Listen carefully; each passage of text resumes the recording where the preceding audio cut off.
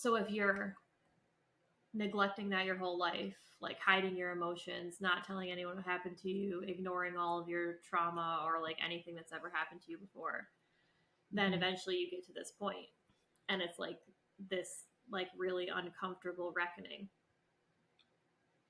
between body and soul and mind before you pass. But I think because there's so many, like all the shit we eat. Yeah, the processed stuff, especially. I think, in addition to that, I think it's like, I don't know, like, I feel like I'm a little biased just because of the population that I work with. Because, like, when you're working with veterans, obviously they have a much different, like, exposure to things than, like, somebody who's not in the military. But, like, head trauma, like, if you think about, like, how much head trauma people experience, so, like, anywhere from, like, the military to sports, like, what kids are playing contact sports now from the time that they're 5, right? Like, you can play flag football, like, when you're a little kid. You can play baseball when you're, like, in all those things. Soccer, like, you can experience I mean, it doesn't even have to be a significant head trauma. Anything, like, minor, you know? So that, but then, like, environmentally, like, foods, probably half the medications that we're all exposed to for half of our lives that we take, not knowing what they're actually doing to our body. Yeah, I know a lot of people, they'll just have Tylenol or Advil, like they're like candies, and I'm like, what the heck? What are you guys doing? You gotta feel something too sometimes. You can't just band-aid it. I mean, right. my And opinion, but right. And like the thing is too is like I got asked the other day, they were like somebody was like, oh, they have a scab. Can we have a treatment for their scab? And I was like, what do you mean a treatment for a scab? Like a scab is the body's way of healing itself. Like, it's already got a treatment. It's doing it itself. Did you tell him, like we tell Ronan? Like, this is your body's Band-Aid. That's what I looked at. We tell Ronan. Like, I just looked at, like, a group of people, and I was like, if we just let the body do what it's supposed to do, it'll be all right. It'll work it out. The thing is it's not that simple because we've fucked up our bodies. Well, yeah. Like, we fucked up the system for so long by participating in this. We can't just, like, let it do, like, this whole autoimmune thing that Lexi and I have been working through in her, like, family. Like, your immune system is brilliant. Your immune system, like, we've learned, like, that your immune system is linked to your spirit and your mind. It's not just protecting your physical body from, like, a virus. That's not the only purpose of your immune system. However, because of, like, the way that we, like, don't address trauma, or we don't address our nervous systems, or we don't address, like, the influence of energy on our bodies, then we end up, like, in this dysregulated state where our body can't, like, heal itself or do what it's supposed to do. Like, your immune system is actually fucking attacking your body because it was trained incorrectly, because it was trained when you were a small child. And when you were a small child, you were internalizing your external world through the lens of a small child. So you made incorrect assumptions. And then those incorrect assumptions turned into rules that govern your entire life. And you don't even know that that's happening. And so, like, because we don't attend to any of these things, or, like, we don't until recently, like, maybe we're shifting now to see the body as this, like, self-healing organism. But there's, like, a lot of work that has to be done, I think, before you can just let the body do what the body needs to do. I think it's totally possible. I mean, fuck.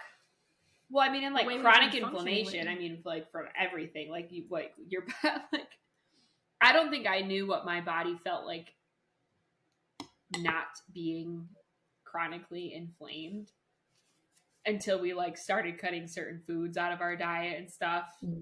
Yep. I was like, oh my God, I've just been bloated my entire life. Right. Like, that's exactly 30 fucking years. 30 years. I had no idea. But, like, my whole stomach was just like, But, like, they have, like, I was just reading, like, an article not even that long ago that came out saying that, like, So like they attribute like cardiovascular disease, like heart attacks and like all these things to like high cholesterol levels and plaque buildup and like all these things. And then they're like, actually, yeah, maybe that's contributing, but it's really all it is like underlying chronic inflammation. Everything. And you're like, oh, right, everything. So like if your blood vessels are inflamed, then that's your whole body from head to toe. And like inflammation is not, I mean, like we're talking, like we were saying, like food, right, is one way to like inflame your body. But inflammation, which is what we always come back to. This is the question I always ask Dee as we start down, like when I get into like a really wild medical channel. Inflammation is the body's response to a problem. It increases like fluid flow and everything to get all of the resources to the area to try to fix it. Yeah. Right. And we are constantly, from literally the time we come out of the goddamn womb, traumatizing the fuck out of ourselves from the food we eat, the shit we ingest from our phones, and the TV shows. I mean, even little kid TV shows are like frightening sometimes. So there's like all these different ways that we're like throwing all this shit at our body and then never learning how to tell our body that we're safe, that we're okay, that like it's just a TV show and we're not actually experiencing a fucking serial killer in real life. We just choose to watch it for fun for some bizarre reason. So like then your immune system, if you start to look at your immune system as protecting all aspects of your being, not just in when you have a cold, then your immune system exists. Your immune system is putting your body into a fucking inflammation state because it's like, we are going down, the ship's going down, we need fluid everywhere, we need to get all, you know what I mean? Like we need as much movement of life-saving materials around here because it's like confused as fuck because we aren't doing our job to regulate it and to inform it that this is just the life we choose to live. But then we also stop it from like happening. So like that's your body's response to like an injury or an illness or something, right? Like it's everything is moving to try to fix it. Get an ice pack. And then we're like, right. So we're like, it hurts or it feels bad or something. So it's like, take Tylenol, take ibuprofen, put something on it, heat, ice, said, right? Like you, like feel it for like that is your body telling you something. And like, yes, obviously if you're like, you have a fever, if you have like a baby and they have a fever of 105, like there's a balancing act to it, but like your body has a fever for a reason. Like it's experiencing something that it's fighting off. That's why. Yeah. Like, and so. But we just mask all the symptoms. We mask all the communications. We're like, decrease inflammation, everything. Every fucking medication is like, reduce inflammation. Well, how about we find out why we're inflamed before we just try to reduce the inflammation? Because you're not actually addressing why the inflammation happened. You're just trying to get it to go away. And at the same time, inflammation is how your body helps itself. So if you have an injury and you twist your ankle starts swelling because your body is rushing resources to the area. That feels uncomfortable to have swelling. So you put ice on it and constrict all of the avenues that your body has to bring its healing powers to that area because you want to be more comfortable in the immediate now moment, which is us as a society. Definitely me. And then you're literally like telling the body, no, don't do what you think you should do to save yourself. I would just like to feel comfortable right now. I mean, like, remember how I used to react? Like if my neck was, but like the dumbest shit. I cannot even. I need to do all the things to fix this. She would like freak out. Like her neck would get stiff. And she would be like, I need ice and heat and the neck massage thing. And I need you to massage my neck. And I need to stretch. And I got to go to the chiropractor. I'm like, It's been 5 minutes. It has been 5 minutes since you informed me that you had a muscle pain in your neck, and we've now landed ourselves in the ER.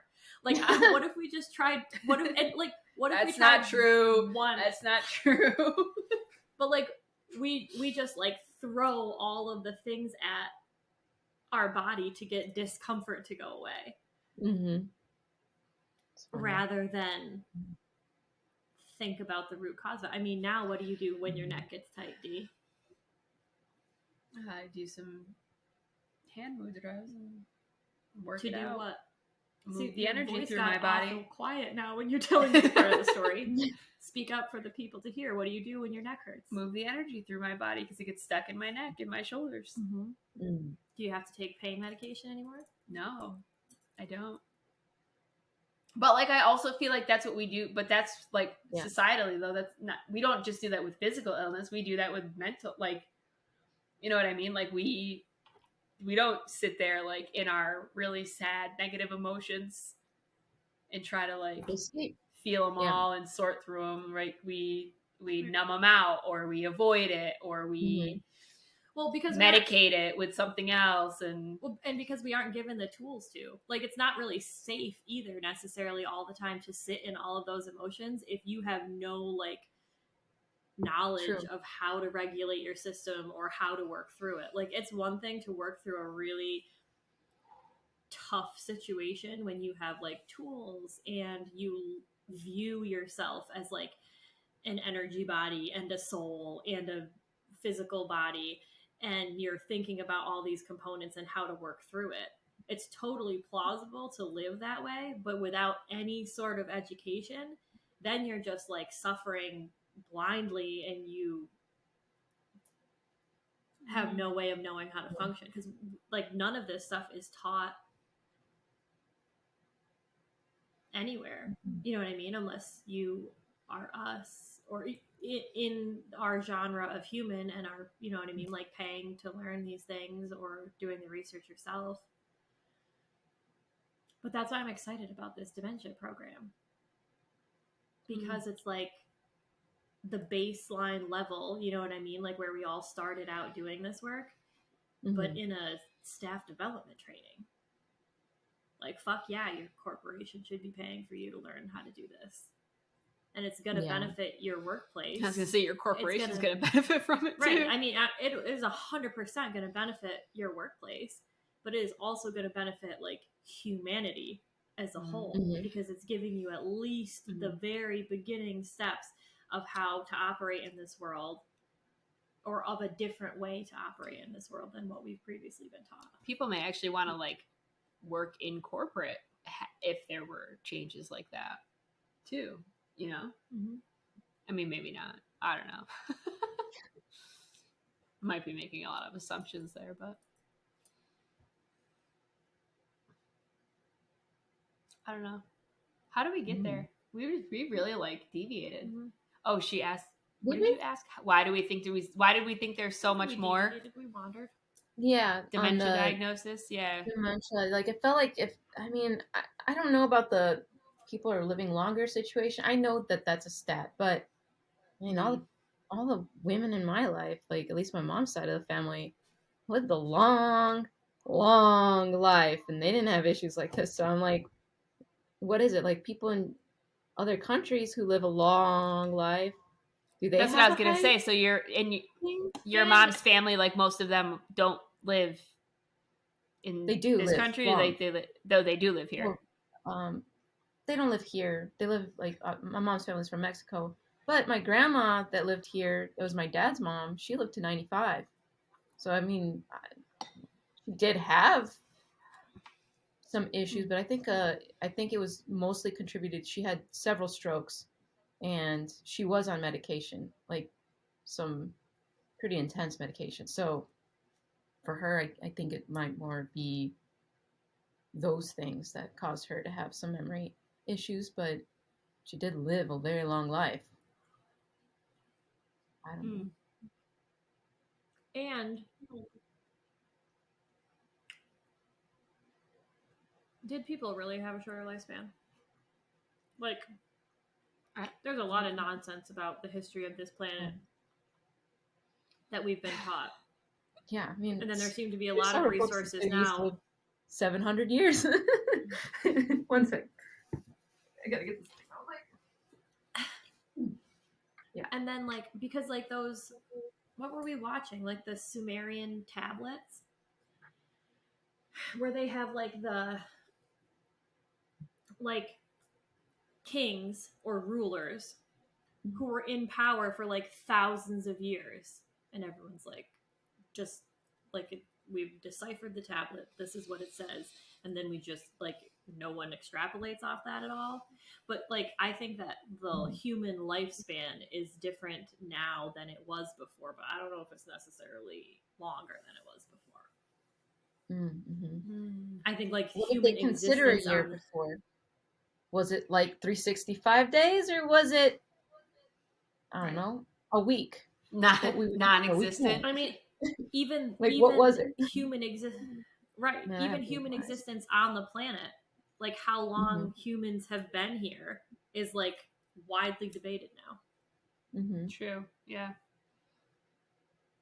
With certain people claiming that they're, you know what I mean, that claim that this has been going on here for a lot longer than is taught in typical history classes. It's interesting because, I mean, they even have this like notion that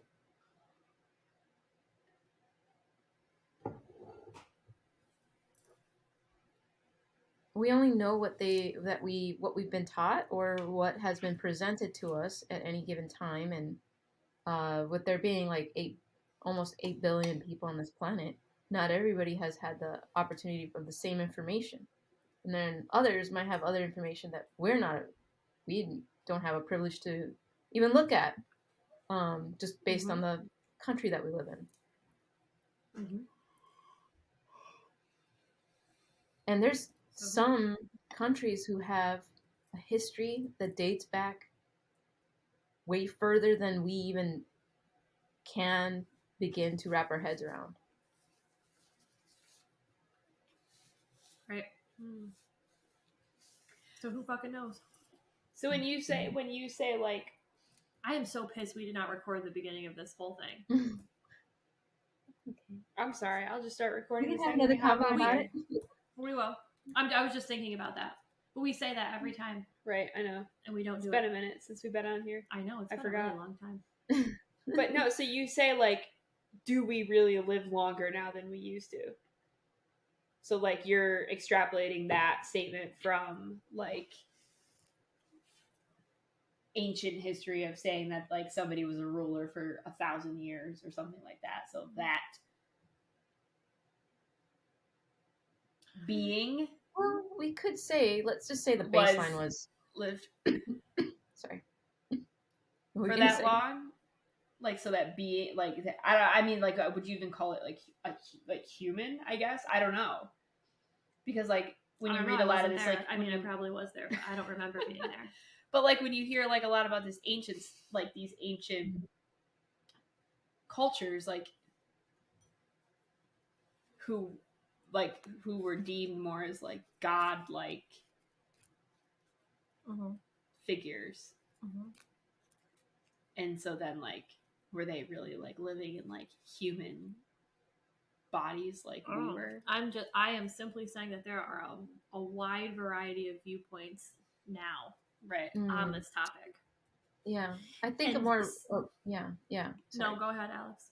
Well, I was gonna say, I think there was someone recently, or I read something recently that said, like, for example, I might be butchering this, but the pyramids, ancient Egypt, for example, that they would build a pyramid for someone as someone's tomb, but oftentimes, how do they even know like that it was going to be this one person? Because pyramids took so long to create, supposedly, that some people died before it was done. So where would this person's body be living if the tomb wasn't done yet? So how long were they actually living? And when do they consider the beginning? Like, was it like, oh, I'm conceiving to have a kid and they're going to be a pharaoh and this is going to be their name? And that happened while that person was alive and they were a child? Or like, when was this nominated? Right. What's, like...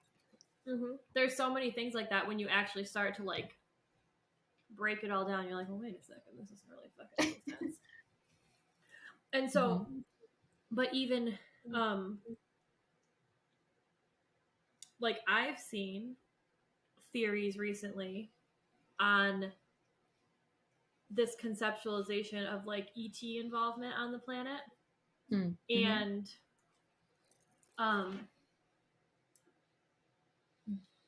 like the relationship between humans and ET, and like why humans are here, and humans like potentially being like a working class or like a slave sort of race.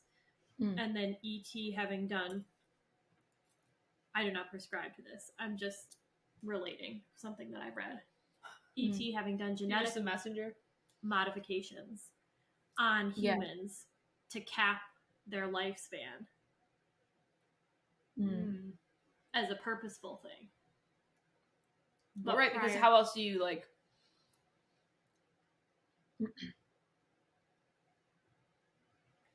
Yeah, I don't... You're talking about the aging of the cap? That chromosome cap or something like that? There was like a cap or something that only shows up in ours. Yeah. That's supposedly it deteriorates over time, and when that cap is gone, then you start to die, basically. Is that, though, to... Like, why do you think that is, though? Is that to prevent, like, overpopulation? Is that to ensure that certain, like, that cycles die off? Because, like, I don't know. The whole thing really conflicts with my overall view of, like, humanity and what it is to be here. Like, what feels true to me is that we incarnate here for a reason. And we choose to incarnate here because there's, like, being on Earth is something that is, like, unique, like, universe-wide. Living a human existence on this planet is unique to any other experience you can have.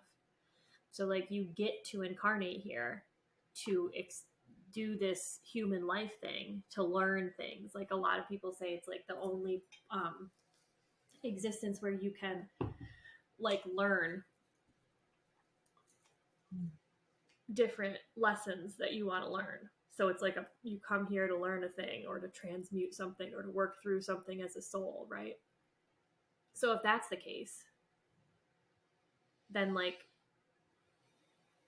why also would humans be like a slave race to ET? If we're all independent beings who are choosing to, we just signed up for work camp. And then if we did sign up for work camp, then why would you need to cap anything or try to control humanity? That's interesting. Yeah. So yeah, but I don't know. I don't know. Like, so it just doesn't, like, because then, like, how would you have societal shifts if you didn't do that, though? You know what I mean? Like, if you just had the same people living forever and ever and ever and ever and ever, and the same people in charge forever and ever and ever and ever. I mean, if you didn't die eventually, well, like, we were just talking about this, experience other things yesterday, right? At work, somebody was like, "Man, we really need to cap these congressmen and senators, and, like, on a national level, like, we need to cap how long they can be in there. How about we?" And I was like, "Yo, yeah, we fucking should, because, like, fucking blow the whole shit up." Not literally. I'm not making any threats publicly towards elected officials. Jeez. Figuratively. But right, like, because, like, how do you, like, you don't, like, because the only way you change anything is by the people who are coming up the reins to, like, actually, because otherwise you're, like, stuck in 1920 and you think, like, you know, you think it's still the Depression, and, like, fuck the individual actual politicians. Like, you want to go back through, like, Joe Biden's family lines? You want to go back through any of their family lines? Like, this isn't just, like, they've been here for their 75 years of life, which is crazy, mind you, that our governmental are the people who rule our country are also in the same population that we started off this conversation about, which is heavily fucking very demented. true. Very true. Yes, right? They are. Like the mean age of a long-term care facility is the same as the mean age in Washington. What the fuck? Yes. Like these people can't make their own medical decisions, but let's have them balance the budget for the country. Like I think this is going to work out. You can't have a driver's license, but here's a presidency. Are we balancing the budget though? Can it be balanced? God. Is it real? No, it's not, because you can just make more of it. That is also something interesting to think about, is like, why? Like, why is that? Like, why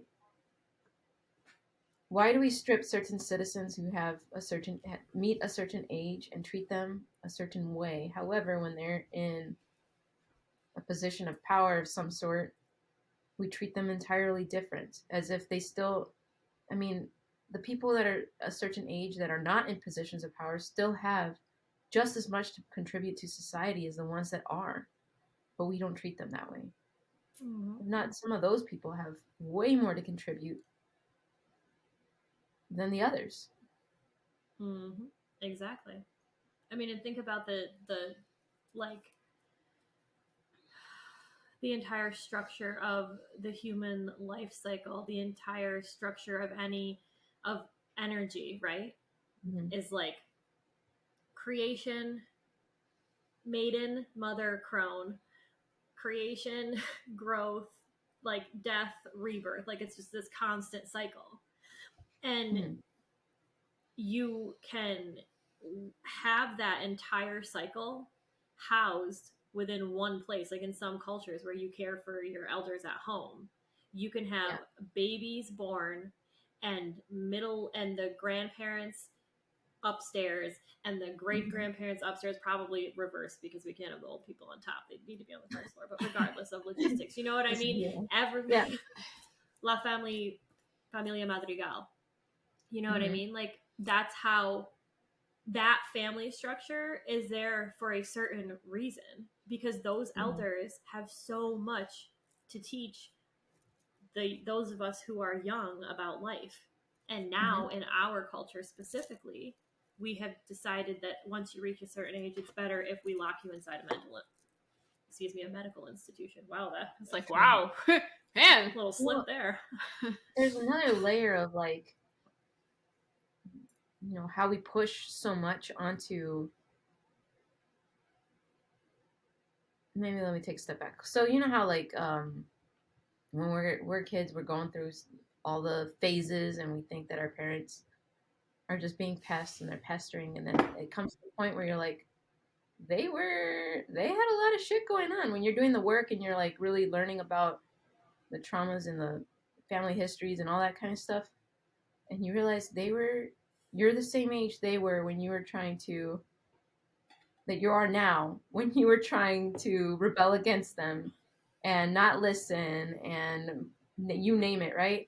And now that we are that age, you realize in your own head, like, wait a minute, I don't even have my own shit together. Like, and I was accusing them of not knowing X, Y, and Z. We still don't know.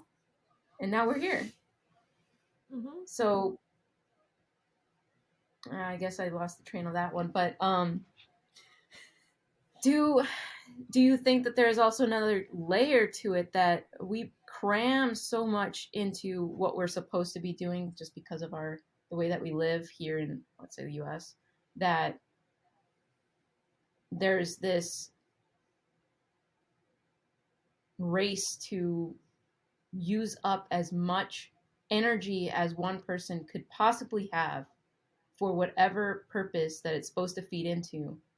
And then by the end of it, you're so wasted and so tired that you're just casted aside. And that's why we have such a large, deteriorating, elderly body of people. I think that's a beautiful way to phrase it. Mm-hmm. Mm-hmm.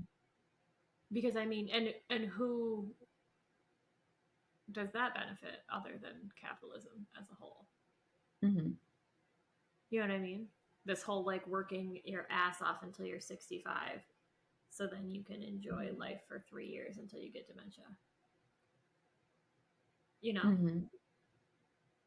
And so all of your energy and, like you said, all of that is used up in this. And would it be if you weren't structuring your life in that way? Probably not. Mm-hmm. If you slowed down and just existed to exist, if you weren't constantly having to produce something that's deemed worthwhile to the rest of society, if you weren't constantly having to, like, I mean, and some people can't even retire at 65. Hell, like, you know what I mean? Like, most people can't afford to do that. Like, you have to be like in a very skilled position to afford to do that with like degrees behind your name. So you're literally working with 30 years worth of retirement savings. Right. Your entire life for this, for money, which is like this bizarre way to try to make energy tangible. And then look what happens to like a lot of people when they do finally retire.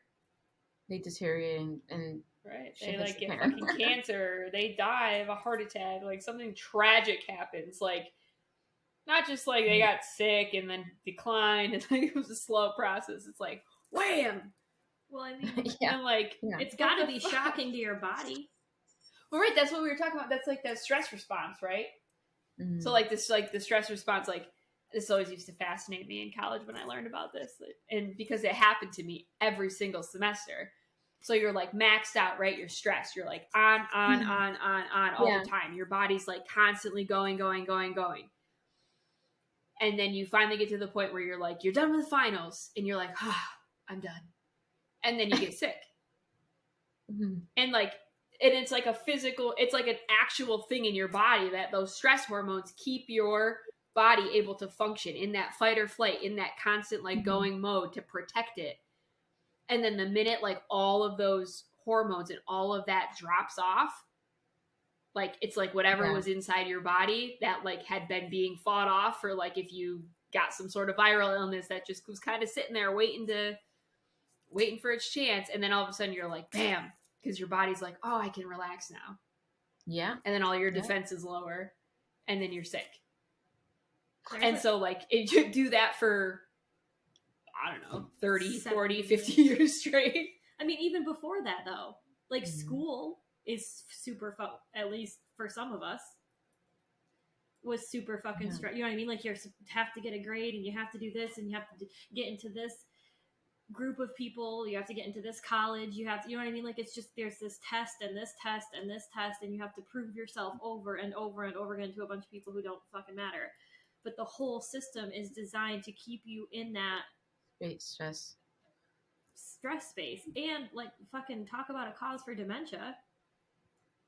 You know what I mean? Like you're living in a constant state of over involved stress hormones. Like that's not good for your body.